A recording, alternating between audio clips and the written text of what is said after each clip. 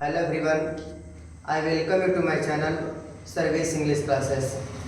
In today's class, I am going to tell you about the sentence which we shall transform, which we shall change into emphatic sentence.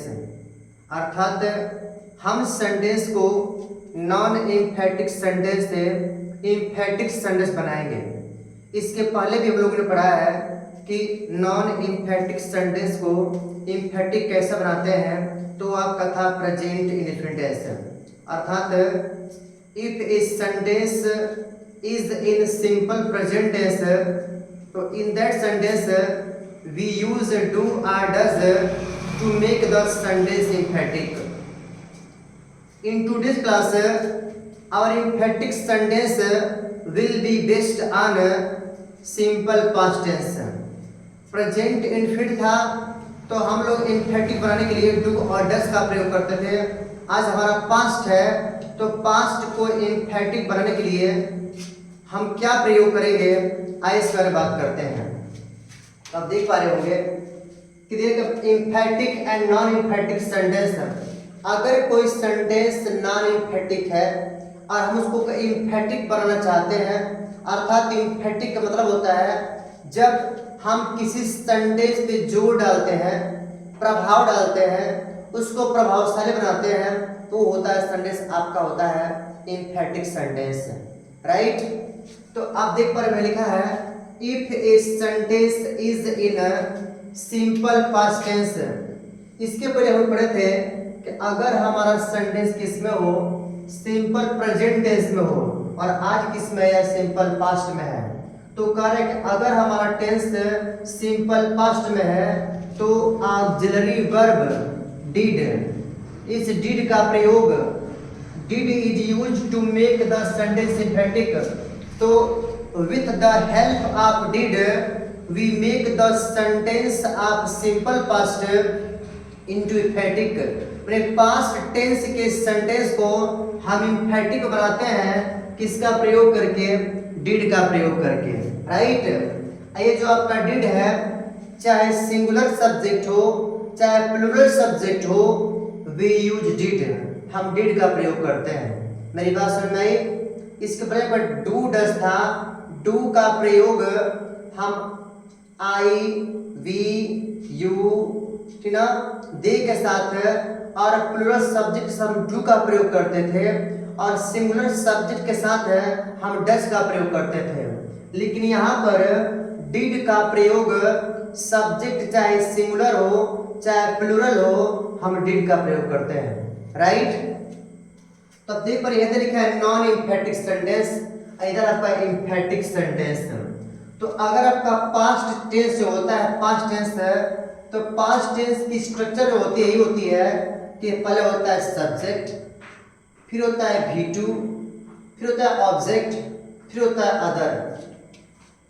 आज जब इसको emphatic बनाएंगे तो आपका rule हो जाएगा subject, फिर डिड जो बताया है, V1 object plus other, right. तो ही रोट ए लेटर, वह एक पत्र लिखता था। अच्छा, उसने एक पत्र लिखा, राइट। तो देखिए ये सेंटेंस इस स्ट्रक्चर का आधार नहीं है, ही है सब्जेक्ट, रोट आपका V2 है, ए लेटर आपका ऑब्जेक्ट है, वह एक पत्र लिखता था। तो we can see this sentence is in simple past. यह जो सेंटेंस है सिंपल पास्ट में है। इसको किस में कन्वर्ट करें लोग, इसको कन्वर्ट करेंगे एम्फेटिक में। एम्फेटिक देख दिया मैं पहले सब्जेक्ट, तो जो इसमें सब्जेक्ट है हम पहले लिखेंगे सब्जेक्ट, तो आपका हो जाएगा ही, राइट। तो जब हमने सब्जेक्ट लिख दिया, हम क्या लिखेंगे यहाँ पर, हम लिखेंगे डिड, राइट। डिड लिख दिया, डिड के बाद V1, तो यहाँ पे जो V2 है ना वो होगा आपका V1। तो जानते हैं रोट का V1 होता है राइट, राइट रोट रिटन होता है, तो हम यहाँ पे क्या लिखेंगे, लिखेंगे राइट। ही डिड राइट, और बचा क्या आपका, बच गया ए लेटर। इसका अर्थ क्या हो गया कि वह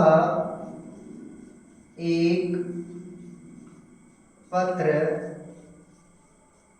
लिखता तो था, अर्थात वह एक पत्र अवश्य लिखता था।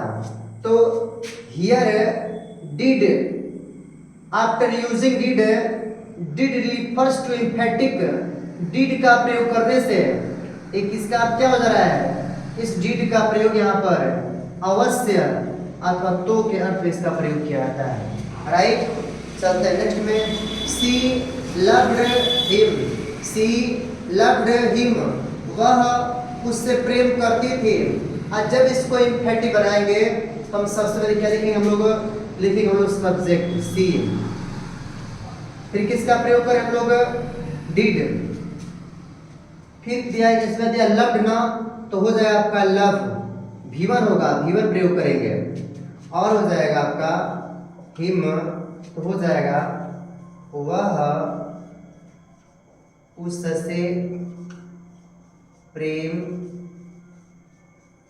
करती तो थी, वह उससे प्रेम करती तो थी। Right, Krishna told ally, Krishna झूठ बोलते थे। आज जब इसी को हम एम्फेसिस करेंगे, हम जब इम्फेटिव बनाएंगे तो लिखेंगे Krishna did tell a lie, Krishna did tell a lie, अर्थात कृष्ण झूठ बोलते तो थे। राइट, लास्ट सेंटेंस आपका है यू वॉच टीवी, तुम टीवी देखते थे, ये आपका हो जाएगा यू डिड वॉच टीवी, अर्थात तुम टीवी देखते तो थे। राइट, तो ये रहा हमारा डिड का प्रयोग करके सेंटेंस को इम्फेटिव बनाना। किस कब प्रयोग करते हैं डिड का प्रयोग, अगर हमारा टेंस पास्ट में हो तो डिड की सहायता से हम सेंटेंस को इम्फेटिव बनाते हैं। अंतर क्या है आप देख पा रहे हो, सिर्फ अंतर किसका है, तो है